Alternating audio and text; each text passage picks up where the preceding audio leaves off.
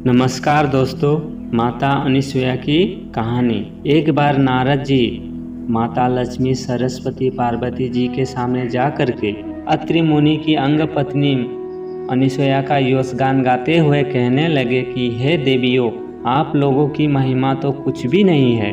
अनसुया की महिमा को देखो, वो कितना महान पतिव्रता और पूजने योग्य है। क्या उनका ओज, उनका प्रभाव है कि जब गंगा के अंदर प्रेत, डाकनी, शाकनी आदि कितने पापी जो गंगा को पीड़ित कर रहे थे, कुलसित कर रहे थे, तो उनसे उद्धार पाने के लिए गंगा जी ने जा करके माँ अनसुया की शरण ली, प्रार्थना की कि हे अनसुया, ये जो प्रेतगण मुझे पीड़ित कर रहे हैं उनसे मेरा उद्धार करो। और माता अनसुया ने अपने तप के प्रभाव से गंगा जी के क्लेश को दूर कर दिया। दोस्तों, वैसे तो स्वयं नारद जी के अंदर भी जब शंका हुई थी कि क्या वास्तव में अनसुया महान है, तो वे लोहे के चने ले गए थे और कहा कि हे देवी, मैं बड़ा भूखा हूँ, मेरे लिए ये चने पका दो। तब माता अनसुया ने अपने तप के बल से उन लोहे के चने को भी पका दिया था। दोस्तों, एक बार एक सती नारी के पति को श्राप मिल गया कि सूर्यास्त के बाद उसका देहांत हो जाएगा। तो उस साध्वी ने दृढ़ प्रतिज्ञा कर ली कि मैं अपने तप से सूर्य को अस्त नहीं होने दूंगी, अस्त होने से रोक दिया।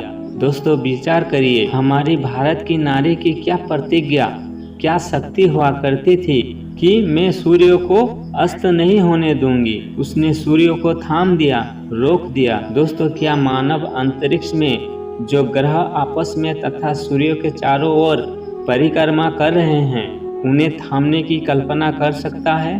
क्या आज के मानव के अंदर इतना ओज, इतना शक्ति है कि वो अंतरिक्ष को इस प्रकार थाम सके?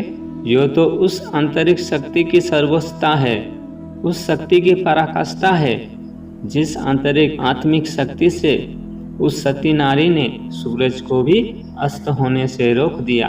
तब माता अनसुया उस सती के पास पहुंची और कहा कि ऐसा करने से संसार का जो नियम है वो बिगड़ जाएगा, संसार अनियमित हो जाएगा और इसका जो दोष है वो हमको लगेगा। हमें अपनी शक्ति का व्यर्थ प्रदर्शन नहीं करना चाहिए। तब उस सती ने अपनी व्यर्था को, अपनी दुविधा को रखा कि सूर्य अस्त होने से मेरे पति का मरण होगा। पर फिर भी माता अनसुया के कहने पर उस सती ने सूर्य को अस्त होने दिया। उसके पति की मृत्यु हो गई, पर माता अनसुया ने अपनी शक्ति से उसके पति को पुनर्जीवित कर दिया। दोस्तों, इस प्रकार ऐसी महान अनसुया का यशगान स्वयं नारद जी ने उन तीनों देवियों लक्ष्मी, सरस्वती, पार्वती जी के समक्ष करने लगे। तीनों देवियों ने इस प्रकार जब सती अनसुया की महिमा सुनी तो अपने अपने स्वामियों से कहा कि अनसुया की ख्याति हमसे ज्यादा बढ़ गई है, इसकी वास्तविकता जनता के समक्ष आनी चाहिए। आप लोग जाओ और परीक्षा करो। तीनों देवों ब्रह्मा, विष्णु, महेश ने सन्यासी का भेष बनाया और माता अनसुया की कुटी पर जाकर के अलग जगाया कि भवतु भवती भिक्षा देहि, अर्थात भिक्षा दो। माता अनसुया आई, प्रणाम किया और कहा कि मेरे बड़े भाग्य है जो आज तीनों सन्यासी एक साथ मेरे घर में पधारे हैं। आप बैठो, मैं आपके लिए भोजन का प्रबंध करती हूँ। तीनों देवता कुटी के अंदर पदार्पण करते हैं। पाद प्रक्षालन के बाद अपने अपने आसनों पर विराजमान हो करके कहते हैं कि हे देवी, भोजन तो हम अवश्य करेंगे, परंतु हमारी एक शर्त है कि वो भोजन तुम्हें निर्वस्त्र होकर के बनाना पड़ेगा और निर्वस्त्र होकर के ही हमें खिलाना पड़ेगा। माता अनसुया समझ गई कि ये तो मेरी परीक्षा है। कहा कि ठीक है प्रभु, अगर आप ऐसा ही चाहते हैं तो यो आप ही की शक्ति का चमत्कार है। माता अनसुया जल लेकर के तीनों पर छिड़का तो तीनों बेचारे किलकारी मारने लगे, छोटे बच्चे बन गए। तीनों देवता जो संसार के रचने वाले, संहार करने वाले और संसार का पोषण करने वाले हैं, वे जब अनसुया के घर में पालनों में बच्चे बन कर के रुदन करने लगे तो माता अनुसुईया के अंदर जो मातृ प्रेम था, माँ का वात्सल्य था, वो उमड़ आया और उसने तीनों बच्चों को दूध पिलाया और उन्हें पालने में हिलाने लगी तथा यो कल्पना करने लगी कि देखो कितना मेरा सौभाग्य है कि संसार के कर्ता भर्ता और संहार करता ये सभी मेरे पालनों में आए हैं। और इनका पालना कैसा है कि सारा अंतरिक्ष सारा ब्रह्मांड ही तो इनका पालना है। और यो पालना टीका किस पर है? चारों वेदों की जो खुटियां है उन पर टिका हुआ है। फिर सोचने लगी कि इनको मैं कौन सी लोरी सुनाऊं, तो कहा कि जो प्रणव नाद प्रत्येक मानव के हृदय में गूंजित हो रहा है, उस प्रणव नाद की मैं इनको लोरी सुनाऊंगी। इस प्रकार की अनेक कल्पनाएं माता अनुसुईया कर रही थी कि थोड़ी देर के बाद भगवान शंकर का बैल भी आकर बाहर बैठ गया। बिना स्वामी के बेचारा कहाँ जाए। थोड़ी देर में गरुड़ भी आकर कुटी के बाहर एक पेड़ पर बैठ गया कि मेरे स्वामी तो अंदर है, मैं संसार में कहाँ जाऊं, कहाँ भ्रमण करूं। फिर हंस भी आकर बैठ गया। तीनों वाहन अपने अपने स्वामी की प्रतीक्षा करने लगे। जब काफी देर हो गई तो तीनों देवियों को चिंता हुई कि हमारे पतिदेव कहाँ है। उनके ना तो वाहन आए और ना ही कोई संदेश आया। क्या हो गया पता नहीं। उन्हें चिंता सताने लगी। इतने में नारद जी पहुँचे।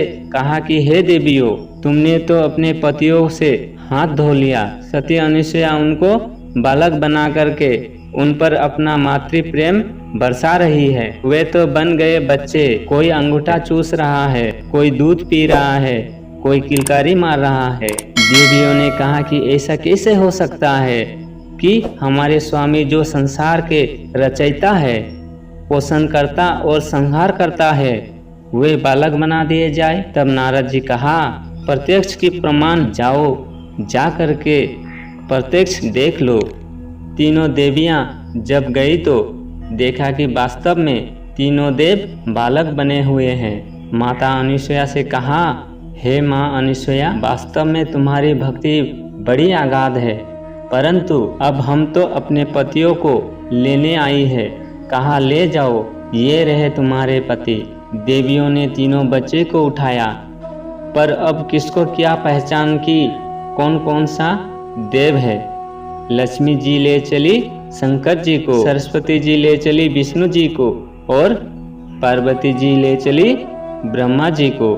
जब उनको यो आभास हो गया कि हमारे पति भी हमको भूल गए हैं और हम भी उनको पहचान नहीं पा रही है, तो वे तीनों देवियां माँ अनुसुईया के चरणों में लेट गई कि माँ अब हमारा उद्धार करो, हम पर कृपा करो। जिस भावना से हम यहाँ आई थी उस भावना का हम प्रायश्चित चाहती है।